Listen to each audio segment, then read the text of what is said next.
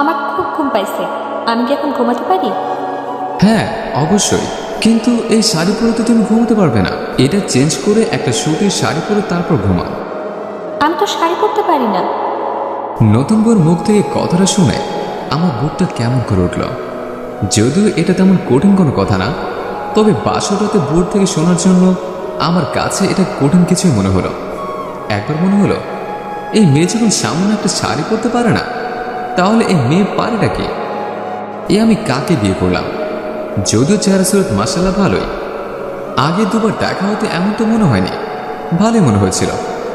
প্রথমবার মিলের সাথে যেদিন দেখা হলো, সেদিন মিলের কথা শুনে মনে হয়েছিল এই মেয়ে জিনিস টাইপের কিছু একটা। মা অবশ্যই আগে বলেছিল যে এই মেয়ে লেখাপড়া যেমন, রান্না বান্না তো তেমন। মিলের সাথে দেখা হওয়ার দিন আমি একটু লেট করে ওর সামনে উপস্থিত হয়েছিলাম, তাই দেখে মিলে বলেছিল, আপনাকে তো বিয়ে করা যাবে না, সময় প্রতি কোনো রেসপন্স নেই আপনার। রাস্তা অনেক জ্যাম ছিল। আচ্ছা মেনে নিলাম, তো এখন বলেন আপনি কি কি কাজ করতে পারেন? মোটামুটি সবই পারে। রান্না বান্না কিছু জানেন? মিলের মুখে এই প্রশ্নটা শুনে আমার মনে হয়েছিল যে আমি পাত্রী আর ও আমাকে দেখতে এসেছে। আর রান্নাবান্না আমার পারা খুবই দরকার।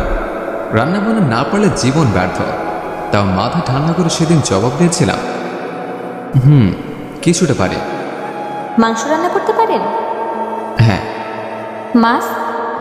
না। এরপর শুরু হলো মিলের কথা। পুরো সময় আমি ওর কোনো কথাই বলিনি। যা বলেছিল মিলে একাই বলেছিল। সে কি পারে তাই বলছিল, কিন্তু এই মেয়ে যে সামান্য শাড়ি পরতে পারে না সেটা কে জানত। বিয়েতে আমার খুব একটা মত ছিল না। মিলিকে দেখে সামান্য অহংকারী মনে হয়েছিল, কিন্তু বাসার সবার নাকি খুবই পছন্দ হয়েছে। এরকম মেয়ে তারা আগে কোথাও দেখেনি, তাই বাড়ির মানুষের কথা ভেবে বিয়ে করা। আমি মুখ তুলে মিলের দিকে তাকালাম। বিছানার একটা পাশে হাতে একটা সুতির শাড়ি নিয়ে দাঁড়িয়ে আছে মিলে। কি সুন্দর লাগছে ওকে দেখতে, আর একটু আগেও ওকে অহংকারী মনে হচ্ছিল, কিন্তু এখন কত পবিত্র লাগছে। মিলের গায়ে এখনো লাল রঙের মোটা একটা জামদানি শাড়ি। বিয়ের শাড়ি পরে তো আর ঘুমানো যায় না, তাই মা একটা সুতি শাড়ি দিয়ে গেছে ওকে। আমি আস্তে করে বললাম, এখন তো শাড়ি পরে আছো, তাহলে ওটা কিভাবে বলে? এটা তো আমি পরি নাই, আমার বাসা থেকে পড়াইতেছে। ও আচ্ছা। আমি কিছুক্ষণ ভেবে তারপর আবার বললাম, আমি একটু একটু শাড়ি পরাতে পারি, তো আমি কি তোমাকে শাড়িটা পরিয়ে দিব? এটা তো মেয়েদের কাজ, তুমি এটা শিখলে কি করে? সত্যি করে বলো, এর আগে কয়জনকে শাড়ি পরিয়েছো? এর আগে আমি আর কাউকে শাড়ি পরাইনি, আর এটা আমি ইউটিউব থেকে শিখেছি। এত কিছু থাকতে হঠাৎ এটা শিখতে গেলে কেন? যদি কখনো কাজে লাগে এটা ভেবে শিখেছিলাম। মিলি আমার কথার কোনো জবাব দিল না। আমি আবার বললাম, কি হলো, পরিয়ে দিব? কিন্তু আমি কোনোভাবেই শাড়ি সামলাতে পারি না। এটা পরলে আমি খুব আনইজি ফিল করি। রাতে ঘুমালে শাড়ি ঠিক রাখতে পারি না। তাহলে কি করা যায়? জানি না। তুমি বাসা থেকে কোনো কাপড় আনোনি? এনেছি তো, কিন্তু কাপড়ের ব্যাগ অন্য রুমে। ও, এখন তো অনেক রাত, আর বাইরের সবাই হয়তো শুয়ে পড়েছে। হুম। আচ্ছা, আমার পাঞ্জাবি পরে শুতে পারবা? পারবো, কিন্তু পাঞ্জাবির সাথে নিচে কি পরবো? আমার পায়জামাটা গত ঈদের নামাজ পড়তে গিয়ে ছিঁড়ে গেছে, আর আমার কোনো প্যান্ট তোমার সাইজেরও হবে না। তাহলে? একটা আইডিয়া আছে। কি আইডিয়া বলো শুনি। পাঞ্জাবির সাথে লুঙ্গি পরতে পারবা? কি বললা তুমি? না মানে বলছিলাম যে লুঙ্গিতে ভালো জিনিস, আর একটা রাতেরও তো ব্যাপার। একটু কষ্ট করে কোনোভাবে রাতটা পার করে দাও। তাই বলে আমি মেয়ে হয়ে বাসর রাতে ছেলেদের লুঙ্গি পরবো? আর এই কথা যদি কেউ শোনে তারপর কি হবে ভেবে দেখেছো? না, এটা কোনোভাবেই সম্ভব না। তাহলে আর কি করা, যেটা পরে আছো ওটা পরেই ঘুমাও। এই শাড়ি পরে আমার কিছুতেই ঘুম আসবে না রাতে। প্লিজ কিছু একটা করো। এছাড়া আমার আর কিছু করার নেই। ভেবে দেখো কি করবা। আমার খুব ঘুম পাইছে, আমার খুব ঘুম পাইছে, আমি এখন ঘুমাবো। তাই না, তুমি ঘুমাবা না? তাহলে কি করব? ওকে, তোমার পাঞ্জাবিটাই দাও তাহলে। কিন্তু আমি ঘুমালে তো কাপড় ঠিকঠাক থাকে না, তাহলে লুঙ্গি পরে কিভাবে ঘুমাবো? দাঁড়াও, তোমার লুঙ্গির সাথে আরেকটা জিনিস দিচ্ছে, এই নাও। এটা হচ্ছে আমার শর্ট প্যান্ট, লুঙ্গির নিচে পরবা, তাহলে সেফ থাকবা। একেবারে ইনটেক জিনিস, কেনার পরে পরা হয়নি। মিলে আমার হাত থেকে কাপড়গুলো নিয়ে আমার দিকে তাকিয়ে আছে। আমি বুঝতে পারছি মিলি হয়তো আমার সামনে কাপড় চেঞ্জ করতে চাচ্ছে না। অচেনা একজনের সামনে কাপড় চেঞ্জ করা খুবই সমস্যা। যদিও আমি ওর হাজব্যান্ড, তবুও পূর্ণ হলে হয়তো কোনো সমস্যা ছিল না। নতুন বলি হয়তো এত সমস্যা। আজ নিয়ে মাত্র 3 বার আমার সাথে ওর কথা বা দেখা হয়েছে। এখনো প্রেম ভালোবাসা কিছুই হয়নি, তবে শীঘ্রই হবে। আজ রাতে হবে হয়তো। আমি ওর অস্বস্তি বুঝতে পেরে বললাম, আচ্ছা তুমি চেঞ্জ করো, আমি বারান্দায় গিয়ে দাঁড়াচ্ছি। আচ্ছা। বারান্দায় গিয়ে দাঁড়ানোর 5 মিনিট পরে মিলে এসে বলল, আমার হয়ে গেছে, ভেতরে আসো। ও আমাকে তুমি করে বলাতে কেমন জানি একটা অন্যরকম অনুভূতি হলো। আগে তুমি করে বলেছে, কিন্তু এমন লাগেনি। আমি ঘরে ঢুকে দেখি মিলি পাঞ্জাবি পরে দাঁড়িয়ে আছে। একটু ঢোলাঢালা হয়েছে অবশ্য, কিন্তু দেখতে মন্দ লাগছিল না। আমি কিছুক্ষণ ওভাবে তাকিয়ে রইলাম।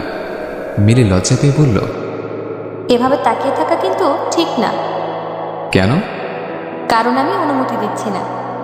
অনুমতি দাও হে প্রিয়তম। আজ কোনো কিছুর অনুমতি পাবে না। কেন? ঘুমাবো, খুব ক্লান্ত লাগছে। আচ্ছা চলো শুয়ে পড়ে। হুম। আর এই নাও কথা, এটা গায়ে দিয়ে শুয়ে পড়ো। ওকে। খাটের মাঝখানে বালিশ দিয়ে এমন দেওয়া লড়েছ কেন? তুমি যাতে এদিকে না আসতে পারো। কি আজব ব্যাপার, আমি আমার বউর কাছে যাব না? হুম, যাবা, কিন্তু আজকে না। কি আর করা, এক বুক হতাশা নিয়ে শুয়ে পড়লাম। আজ সারাদিন আমার উপর দিয়ে অনেক ধকল গেছে। এখন ভালো একটা ঘুম দিতে হবে। পরের দিন সকালবেলা। শুভ, শুভ, এই শুভ। বলো। কাল রাতে যে লুঙ্গি পরে শুয়েছিলাম, এটা তো খুঁজে পাচ্ছি না। কি বলো? আমি তো রাতে দেওয়াল টপকে তোমার কাছে যাইনি। তাহলে লুঙ্গি কোথায় গেল? তুমি একটু উঠে দেখো না প্লিজ। ওকে, দেখতেছি। কোথায় গেল তোমার লুঙ্গি? ও, লুঙ্গি তো দেখি খাটের নিচে পড়ে আছে। আমি আগেই বলেছিলাম আমি সব করবো না। দেখলে তো কি হলো, এখন সকাল হয়েছে। যাও, তুমি পাশের রুম থেকে আমার কাপড়ের ব্যাগটা নিয়ে এসো। ওয়েট করো, আমি এক্ষুনি এনে দিচ্ছি। আমি বাথরুমে ওয়েট করতেছি, তাড়াতাড়ি নিয়ে আসবা। আচ্ছা, এই যাবো আর আসবো। মিহিলির এই অবস্থা দেখে আমার খুব হাসি পাচ্ছিল, কিন্তু এই মুহূর্তে হাসতেও পারছি না। খুব কষ্টে হাসিটা চেপে রাখতেছে। এই শুভ, আমি 3 পিস পরি। আজকে আমাদের বৌভাত, আর তুমি আজকে 3 পিস পরবা? তোমাকে না কাল রাতে বললাম আমি শাড়ি পরতে পারি না। তোমাকে শাড়ি পরতে হবে। কেন? আত্মীয় স্বজনরা তো নতুন বউ দেখতে আসবে। তাহলে এখন কি করব? আমি পরিয়ে দিই। তুমি ভালো করে পরাতে পারবে কি? দেখা যাক পারি কিনা। তুমি আমাকে শাড়ি পরাবে, এটা শুনেই আমার লজ্জা লাগছে। আমরা তোমার স্বামী স্ত্রী, স্বামী স্ত্রীর মাঝে লজ্জা থাকবে না। ওকে, তুমি শাড়ি পরাবা, কিন্তু আমার একটা শর্ত আছে। কি শর্ত বলো? শাড়ি পরানোর সময় তোমার চোখ বন্ধ করে রাখবে। চোখ বন্ধ করে রাখলে শাড়ি পরবে কিভাবে? তার থেকে বরং তুমি চোখ বন্ধ করো, আমি শাড়ি পরিয়ে দেই। ওকে, আমি চোখ বন্ধ করলাম, তুমি পরিয়ে দাও।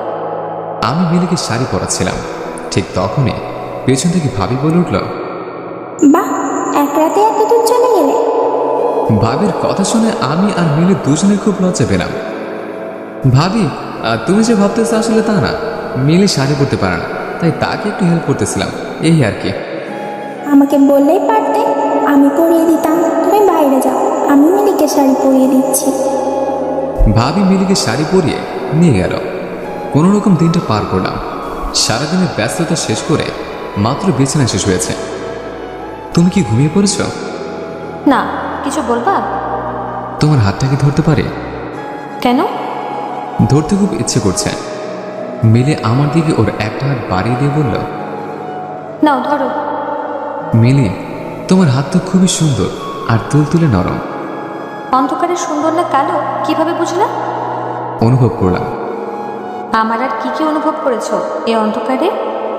তোমার ঠোঁট দুটো সুন্দর। চুমু খাওয়ার ঠান্ডা। হুম। আজ থেকে শুরু করে দিবা? প্রথম রাত থেকে শুরু করার ইচ্ছা ছিল, কিন্তু তা আর হলো না, তাই আজ থেকে শুরু করতে চাই। ওকে, কাছে আসো তাহলে। এরপরে আমাদের মাঝে কি হলো সেটা আর বলতে পারবো না, আপনারাই বুঝে নিন।